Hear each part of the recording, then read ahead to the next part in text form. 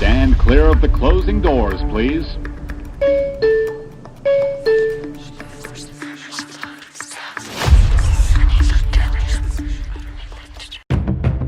Y el tema de hoy no es menor, porque igual que el tema del medio ambiente, que es un derecho, el día de hoy queremos referirnos a un derecho que todos ustedes tienen, que es el derecho a la libre expresión, por un lado, pero también que es el derecho a la información. Y en este sentido, querido analista, no existe libre expresión si no existe información.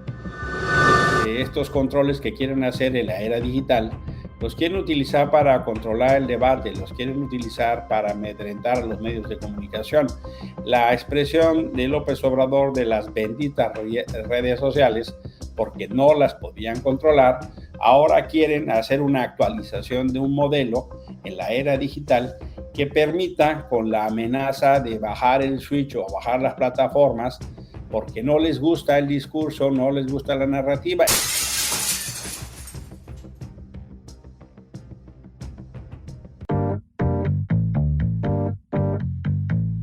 Estimados todos, queridas, queridos, buenos días, buenas tardes, donde quiera que ustedes estén. Acompaña en el estudio el día de hoy el analista y tenemos un invitado sorpresa que les presentaremos más adelante. ¿Cómo estás, analista? Muy bien, queridísima Sombra, la verdad, de plácemes. Estamos súper contentos de quien nos visita el día de hoy en nuestro queridísimo programa. Así que pues vamos a darle porque esto de verdad se ve increíble. Así es, y antes de empezar con el tema del día de hoy, queremos invitarlos a que participen al primer foro medioambiental, el ABC para el Cambio Climático en México, que está organizando la Asociación Norteamericana de Comunicación, la Universidad del Valle de México, la Universidad Tecnológica de México y el Papalote Museo del Niño. Este evento ocurrirá el próximo 3 y 4 de junio en las instalaciones del Papalote y les dejamos aquí abajo la dirección del evento para que se registren. Los accesos son gratuitos, pero son limitados. Y es que el tema medioambiental es una tarea de todos, es un tema que nos toca a todos y es una responsabilidad compartida. Una de las cosas que nos llama mucho la atención, querido analista, es las contingencias que hemos vivido durante esta casi mitad del año, la dificultad que hemos tenido para poder realizar nuestras actividades de manera saludable, segura, en el espacio abierto. Por otro lado, también observamos una crisis hídrica en el país que cada año nos azota y que cada año se profundiza. Observamos una crisis en los mares mexicanos, por supuesto en los mares de todo el mundo, pero en los mexicanos, pues porque son nuestra responsabilidad, la reducción de las playas, la contaminación de los mares. Esto es una tarea de todos. ¿Tú qué piensas, analista?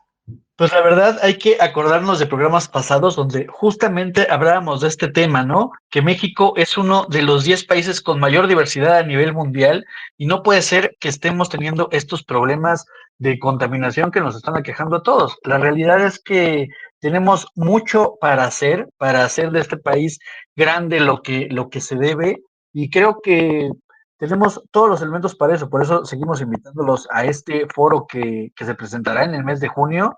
Y bueno, vamos a darle al tema para echarle ganas, mi querida Sombra.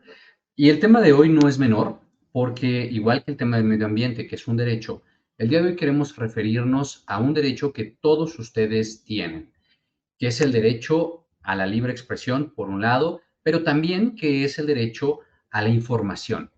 Y en este sentido, querido analista, no existe libre expresión si no existe información.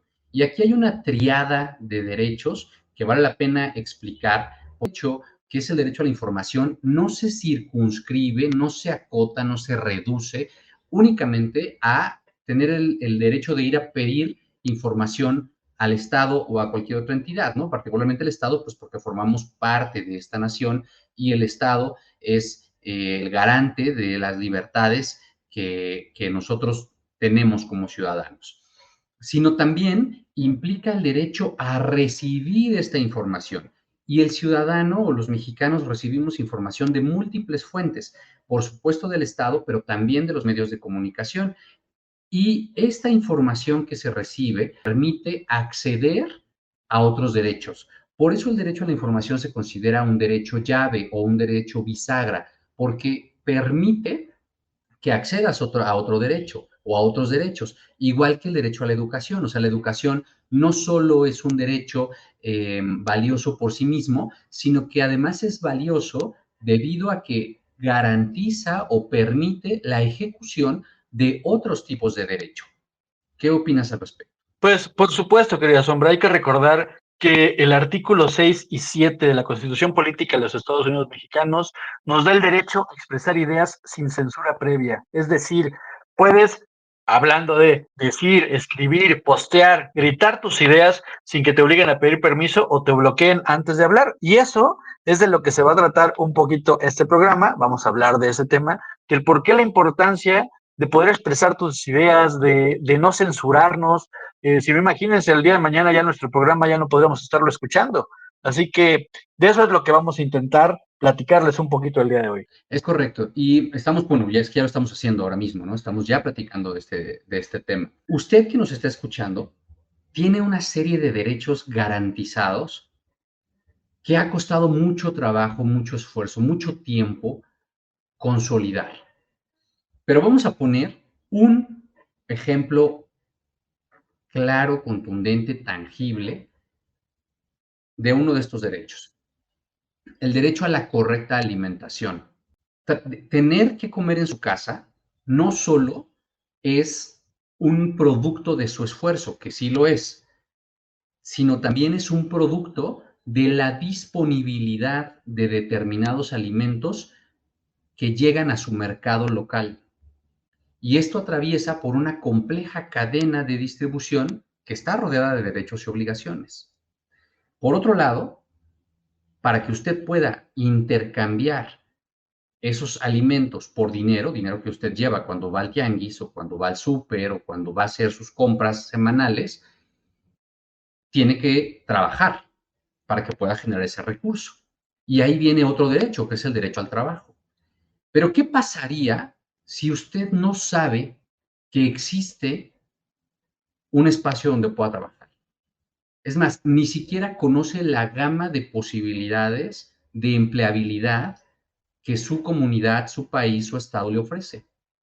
Pues simplemente haría sus esfuerzos más o menos cortos para hacerse de recursos, muy posiblemente a través de la economía informal.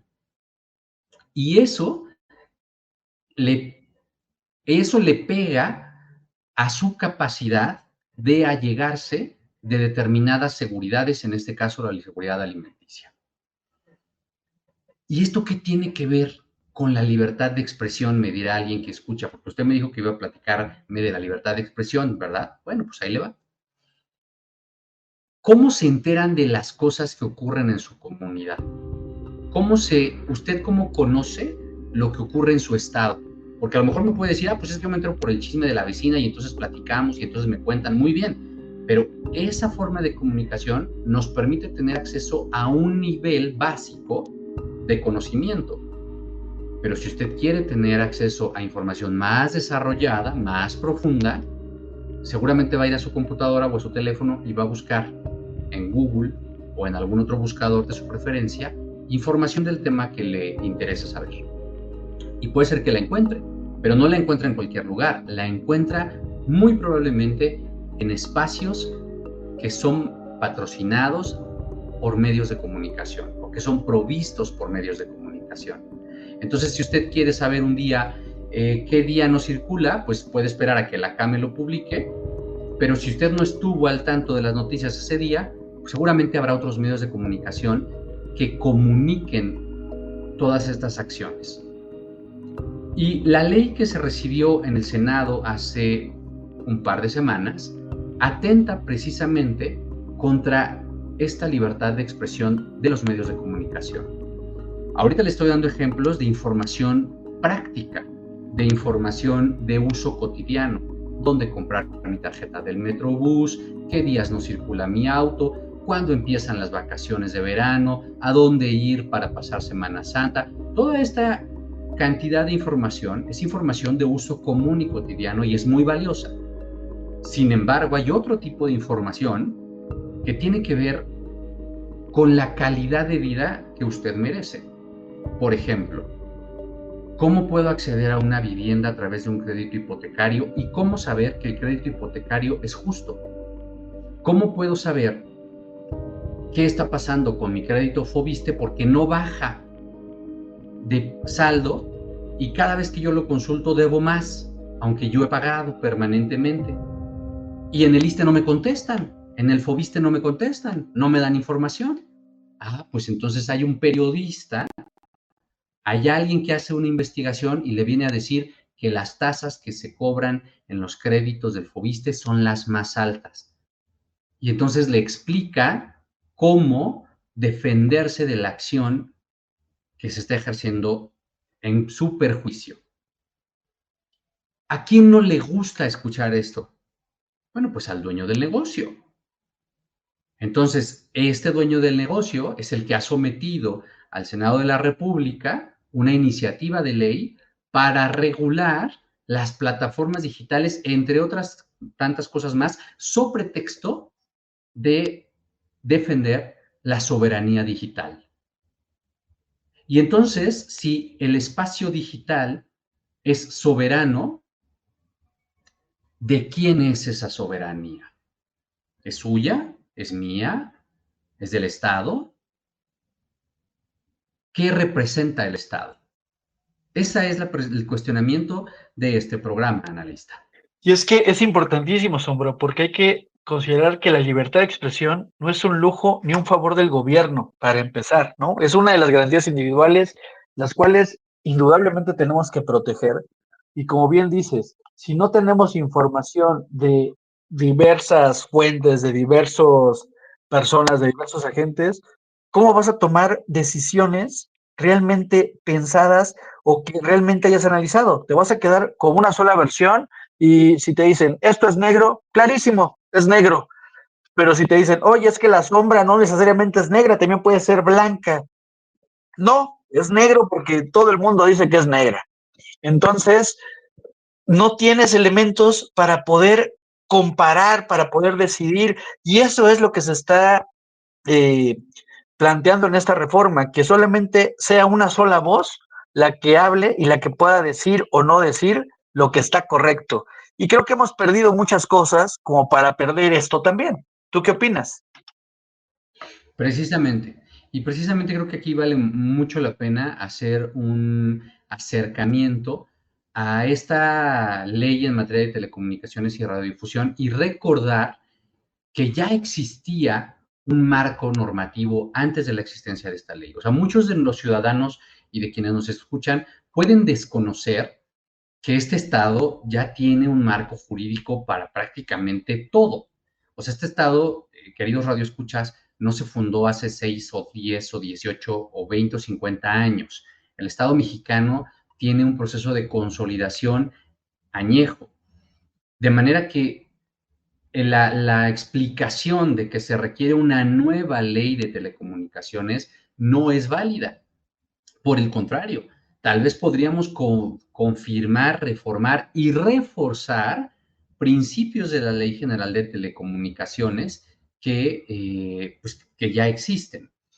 Lo que se dice actualmente es que el artículo 109 de la propuesta ley es el principal meollo del asunto, pero no es así. También tenemos artículos como el 55 y como el artículo 56 que atentan contra la libertad de expresión y que además empoderan a la Agencia de Transformación Digital a cargo de José Merino, pues como un ente que podría tomar cualquier decisión sin previo consentimiento sobre texto de la soberanía digital, de mantener la paz pública, etcétera, etcétera, etcétera. Y esto es algo que hemos visto ya ocurrir en otros países. De hecho, para abordar este tema es que nuestro invitado pues está aquí el día de hoy. Pero antes de darle los micrófonos, de ceder los micrófonos, que ya sabemos que tiene mucho que decir al respecto, tú tienes algo más que agregar. Pues sí, hay que considerar también que esta reforma plantea sanciones entre el 2 y el 5% de los ingresos para las televisoras y estaciones de radio que transmitan propaganda extranjera. Podría decir alguno, claro, es que les afecta sus intereses económicos y por eso lanzaron las huestes para que estén en contra de esta reforma que se está proponiendo. No es eso. En la realidad, el trasfondo no es que pierdas o no dinero, porque al final las televisoras van a ganar dinero de una u otra forma. El tema es que realmente se está coartando y se está poniendo en tela de juicio el bloquear las plataformas digitales y no nada más el bloquear estas propagandas extranjeras, sino el bloquear lo que incluso tú, ciudadano común, publicas en tu TikTok nada más porque a alguien no le gustó. Ese es el meollo de este asunto y creo que entonces sí, nos vamos con nuestro invitado que ya nos morimos de ansias de escucharlo. Así que, ¿qué te parece, Sombra? Me parece muy bien y sin más le damos la bienvenida al estudio al ex senador Emilio Álvarez de Icaza. Nos da mucho gusto tenerlo acá. Como ustedes saben, el ex senador ha sido senador independiente, ha luchado por las causas democráticas, por darle voz a quienes no la tienen y nos sentimos muy honrados con su presencia. Senador, bienvenido. Con la grande alegría de saludarte, Israel.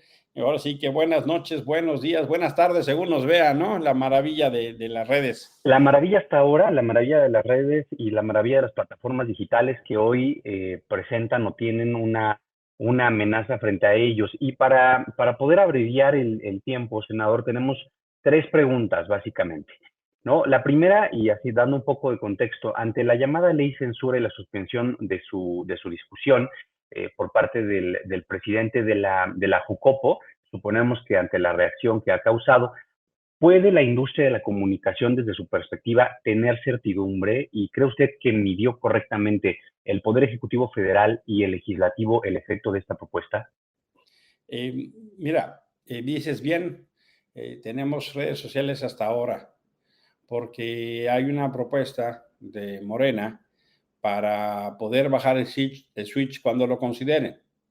Dicen en esta nueva propuesta de ley de telecomunicaciones que van a poder bajar a las plataformas, como este programa, por ejemplo.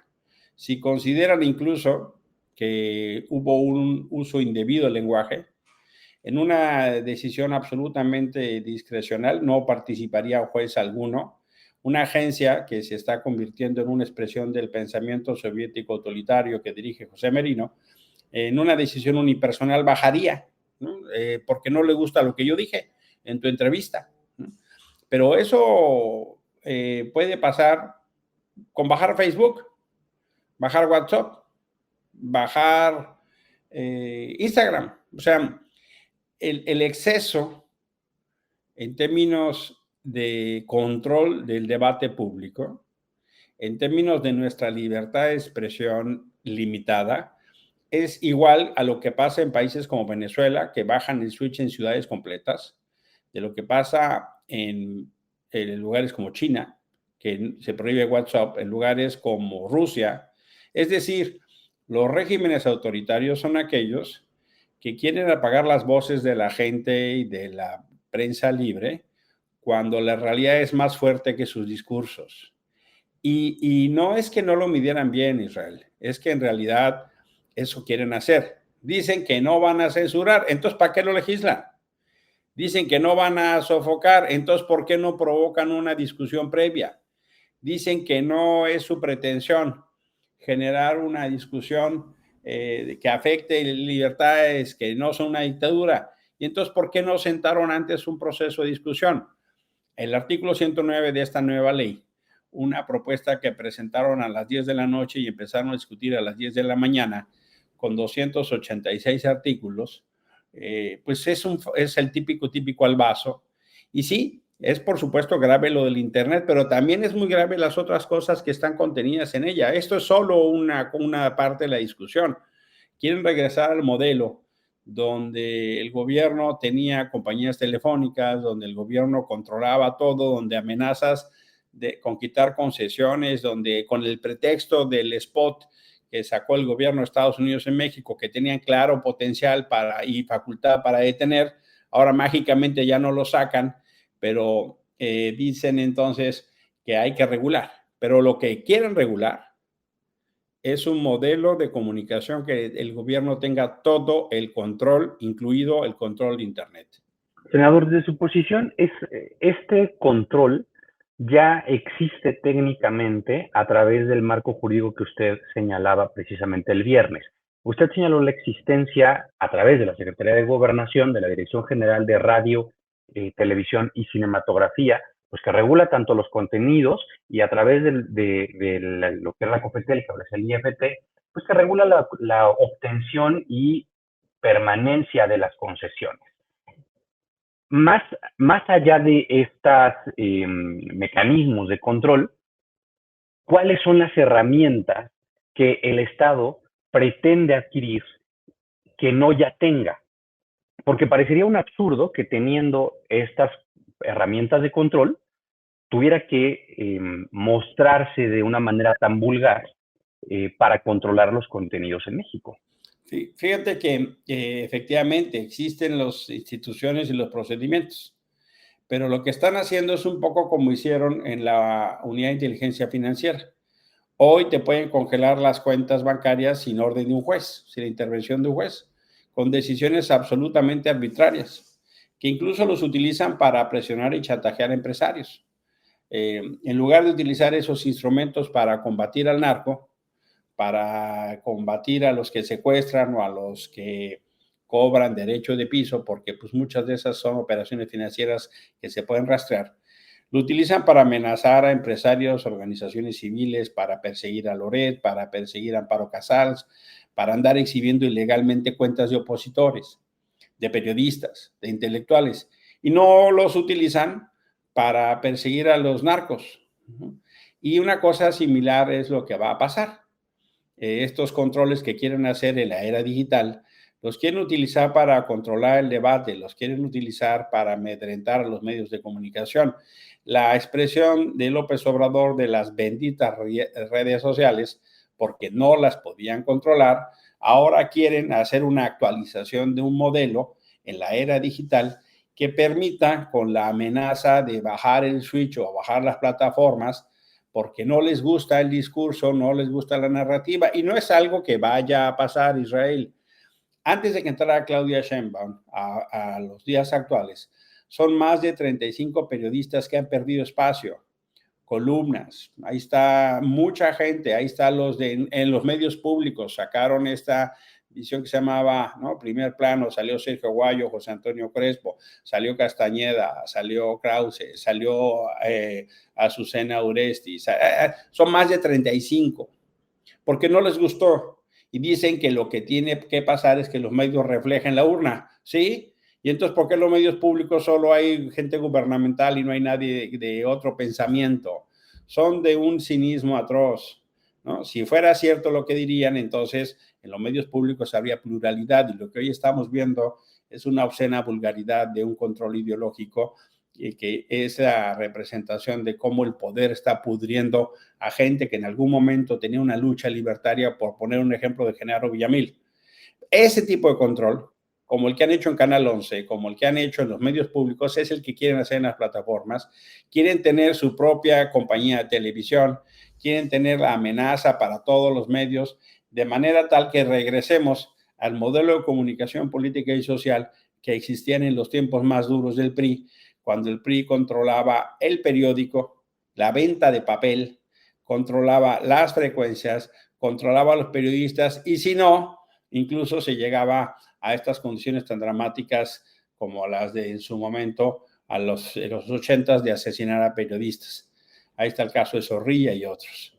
Bueno, usted justamente el día viernes señalaba que el estado en el que se encuentra ahora es uno de los más afectados por la amenaza al ejercicio, pues, de este oficio periodístico, y al mismo tiempo es uno de los estados que más afectado se tiene en torno a temas de seguridad. El periódico Reforma el día de hoy pues indica cómo hay una crisis en el transporte público de taxistas puntualmente, en torno a la extorsión a los taxistas. Y usted también señalaba cómo es que al interior del partido en el poder pareciera que no hay consenso, porque no necesariamente lo que se dice en el Ejecutivo Federal es lo que pretende acatarse en los gobiernos locales.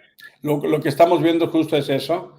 Es un fenómeno donde lo que quisiéramos es que hubiera gobierno. En Guerrero parece no haber gobierno. Este fenómeno de la ejecución de taxistas, de quema de colectivos, vamos, los matan, los descuartizan, los torturan. Vimos antes videos profundamente dolorosos de cómo tableaban y golpeaban a peceros para pedirles una cuota. Ya pasaron a los asesinatos. Hay este mapa que mencionas que salió en Reforma, muestra zonas que hoy pues están incomunicadas. Nos decían, por ejemplo, nosotros en Somos México tenemos una asamblea aquí en Acapulco y la pregunta es a ver si logramos que la gente se movilice, ¿no? Hay temor en ciertos lugares y lo que quisiéramos es el gobierno que garantizara protección y derechos, pero en lugar de eso se preocupan en tratar de controlar el debate público en lugar de tratar de controlar la delincuencia. Me gustaría que aquí en Guerrero, me gustaría que aquí en Acapulco hubiera autoridad que combatiera esos hechos, que de algo sirva que gobiernan la República, el Estado y el municipio y se alineen esos intereses, pero se alinean para otras cosas, se alinean para cosas como esto, la ley censura, para tratar de controlar el debate, no para controlar a las amenazas a la sociedad. Claro, los periodistas que hacen un periodismo independiente, un periodismo de investigación, no solo están en riesgo por la precariedad de su trabajo, por la falta de un salario profesional que no lo han querido aprobar constitucionalmente, aunque ya está la reforma, no la han querido echar en marcha, sino por las amenazas de la delincuencia. Y ahí lo que tocaría es que el gobierno pudiera generar las condiciones para la protección de este ejercicio profesional, porque a final de cuentas, Israel, la libertad de expresión es como el oxígeno de la democracia. Si la libertad de expresión falta, la democracia se debilita y se asfixia. Por eso es tan importante entender el riesgo que existe con esta nueva propuesta de ley de telecomunicaciones y del control de la agencia digital que quieren hacer. Le llaman Agencia Digital para la Transformación. Y la verdad de las cosas es que esta transformación la están haciendo en código autoritario, que se dediquen a gobernar para disminuir las amenazas a los periodistas, generar condiciones para la libertad de expresión, no para querer controlar los debates y las ideas. Precisamente usted en distintos espacios ha denominado el oxígeno de la democracia a este ejercicio de la libertad de expresión. Y desde el movimiento que usted coordina junto con otros políticos conocidos como Naranjo, queremos saber qué posición tiene el grupo ante esto y cuáles son las posibilidades reales de que consigan su registro como partido político. El INE ha lanzado ya la convocatoria para la constitución de nuevas fuerzas políticas. Estamos nosotros en el camino de Somos México. Es una iniciativa que tiene 3 vertientes. Gente que viene del mundo electoral, que dado el contexto de regresión autoritaria ya no quiere o ya no puede ser árbitro. Pienso en gente como Leonardo Valdés, que fue presidente del IFE, gente como Edmundo Jacobo, que fue 15 años secretario ejecutivo del INE, o ex consejeros como Rodrigo Morales, Arturo Chávez, Marco Baños o más personas.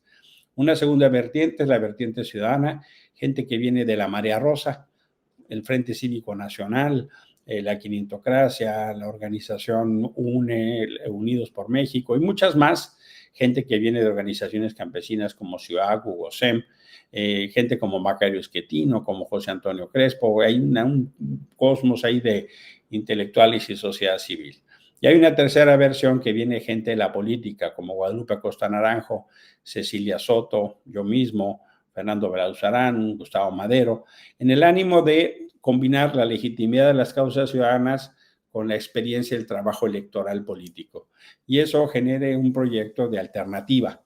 No nos gusta lo que vemos en México, no nos sentimos representados y creemos que hay millones de mexicanas y mexicanos que no se sienten representados, que o bien no votan o bien no van a votar, y que hay también un número importante de jóvenes.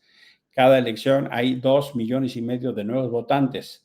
Creemos que podemos construir una alternativa para ellos y para ellas, y llevamos ya 27 asambleas. Hoy tenemos 3. Tenemos una en Acapulco, tenemos una en Mochis y tenemos una en Oaxaca. Vamos a terminar con 30 de las 200 que necesitamos, pero para darte una referencia, en junio del 19, en México Libre, que impulsaban Calderón y Margarita, llevaban para entonces 6 asambleas. Entonces creemos que vamos bien, creemos que vamos ya bordeando los 20,000 personas afiliadas y invitamos a toda la gente que haga eco en estas ideas, a que se meta a nuestra página somosmx.org.mx. Lo repito porque vamos a dejar la página aquí al calce para que por favor se vinculen. Claro que sí, somosmx.org.mx. Ahí vendrá la nueva programación de asambleas, ahí viene cómo afiliarse, ahí viene cómo aportar ideas, porque lo que queremos es que nos muevan nuestros sueños, no que nos muevan nuestros miedos. Por eso decimos el nombre de Somos México y le hemos puesto la fuerza que nos une, porque si algo nos debe unir, pues es el amor a México, a nuestras familias, a nuestro futuro. Con toda la razón, senador. Antes de que terminemos, hay un tema que quiero poner sobre la mesa que tiene que ver con el ejercicio de la libertad de expresión, con la ley censura y con la comprensión de lo que está ocurriendo en México en todos los niveles, ¿no? El nivel político, el nivel económico, el nivel gobierno, y tiene que ver con la capacidad de educación que el Estado, pues, tiene por obligación, pero que ha perdido o que ha disminuido su ejercicio y con múltiples consecuencias, ¿no? Como que poca gente entienda la relevancia de iniciativas como esta. El próximo partido tiene alguna iniciativa, tiene algún plan de trabajo en torno a la educación, porque si hoy las instituciones no están siendo suficientes para educar a la nación, una institución política no tendría también esta oportunidad de participar en los procesos educativos informales en la sociedad civil. Qué bueno que lo subrayas. Ahí en la página que les di hay 3 documentos que son nuestros estatutos, que son nuestros principios y nuestro plan de acción. En el de plan de acción hay una elaborada propuesta en materia educativa, porque en realidad, como sucede, la educación es un derecho llave. Es un derecho que abre la puerta para otros derechos. A través de la educación. Igual que la comunicación. Igual que la comunicación. Es un derecho llave, la información. Así como la comunicación, así como la libertad de expresión es el oxígeno de la democracia, la educación es el vehículo para facilitar otros derechos. Si tenemos gente educada, capacitada, va a poder potencializar toda su capacidad económica, política, cultural, social. La llave, como hemos visto en otros países de Asia, ha sido la educación. Países que hace 40, 50, 60 años estaban sumidos en la pobreza, hoy tienen ritmos de crecimiento extraordinario. Pero ya no solo se trata de crecimiento económico, se trata de crecimiento económico, se trata de desarrollo social y se trata de desarrollo sustentable.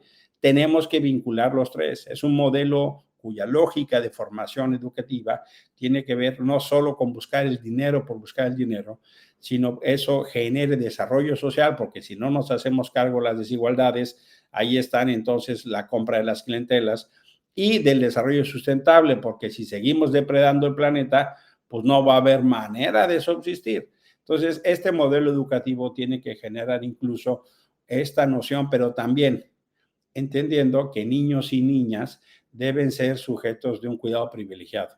Hoy en México las niñas y niños están absolutamente abandonados. La política pública los ha hecho a un lado porque como no votan, pues a estos gobiernos no les importan. Déjame decirte que el gobierno anterior, la administración anterior, fue el primer gobierno en décadas que tuvo menos niños en las escuelas cuando acabó que cuando empezó. Eso es un indicador de lo mal que estamos. Si tú revisas todos los indicadores, vas a ver que hay un retraso muy significativo en el derecho de los niños y las niñas. El tema de la vacuna, el tema de las víctimas, niños víctimas del crimen, el tema del desplazamiento interno forzado, el tema educativo. Es decir, hay un fenómeno donde quienes este país tendría que ver como sujetos privilegiados de derechos han sido sujetos abandonados. ¿Y por qué lo pongo? Porque el centro de un modelo educativo tiene que tener en niños, niñas y jóvenes la potencialidad para construir, no un futuro, un presente de dignidad que hoy no tenemos. Wow, pues impresionante la posición que tiene, senador. Le agradecemos mucho su participación y nosotros nos quedamos con esta reflexión, analista. En México, como lo señalaba el ex senador, tenemos una tarea pendiente con la educación. Tú hiciste una investigación rápida en torno a los indicadores de desempeño del sistema educativo mexicano. ¿Qué te encontraste? Fíjate que es un tema interesantísimo, Sombra. Hay un indicador, luego dicen que nosotros solo somos números, hay un indicador que mide la eficiencia terminal de la educación por etapas, primaria, secundaria, media y superior. ¿Qué es eso de la eficiencia terminal? Pues la eficiencia terminal nos va a indicar el porcentaje de individuos o personas que terminan su nivel educativo, es decir, de 100 personas o de 10 personas que entraron a la primaria, cuántos acabaron, de los que entraron a la secu, cuántos acabaron, y así consecutivamente. Pero estos datos son súper relevantes, Sombra. Fíjate que en México, 9 de cada 10 personas terminan la primaria. ¡Pum! Podríamos decir, palomita en su cuaderno, ¿no? Pero de esos 9 que terminaron y que entran a la secundaria, ya el porcentaje cambia, porque ya nada más 8 de cada 10 lo terminan. Si nos vamos más arriba, ya cuando entran a la prepa, de esos 8 que acabaron la secundaria, solamente 6 de cada 10 lo acaban, pero ahí no concluye la cosa. Si nos vamos a la universidad, a la educación superior, de esos 6 que entraron a la universidad, solamente 4 de cada 10 acaban. ¿Qué quiere decir esto? Podríamos decir, no, pues son muy buenos números, no andamos tan mal. Pero si se fijan, fui detallando que de los que van acabando, ¿cuántos entraron? Eso, en cifras reales, nos diría que de los 10 alumnos que iniciaron la primaria hace 18 años, realmente solamente 2 acabaron su carrera. Entonces, ese es el nivel educativo que tiene México.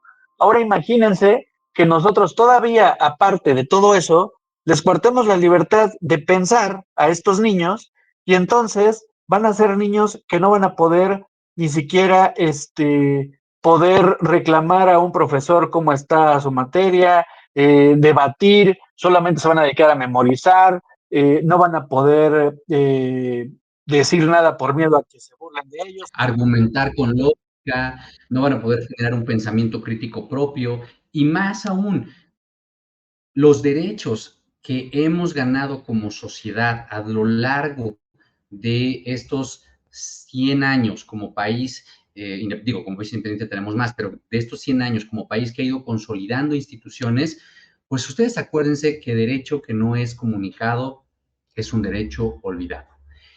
No queremos terminar con estas cifras tan tristes, pero sí queremos hacer un llamado a la comunidad, queremos hacerles un recordatorio que la libertad de expresión es un derecho de todos y para todos, que cuando tenemos todos los poderes controlados, que cuando tenemos toda la capacidad de influencia, cuando tenemos el aparato estatal a nuestro servicio, tenemos una gran responsabilidad.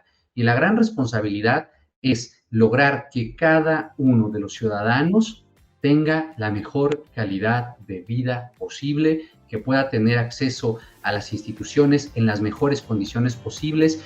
Se trata, pues, de hacer que crezcamos todos. Analista, me dio mucho gusto verte, escucharte el día de hoy y nos escuchamos la próxima semana. ¡Adiós!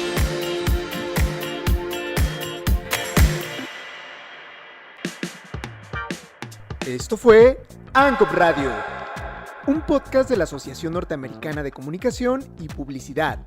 Síguenos para más contenido. No olvides compartirnos en tus redes sociales. Esto fue todo por hoy. Hasta la próxima.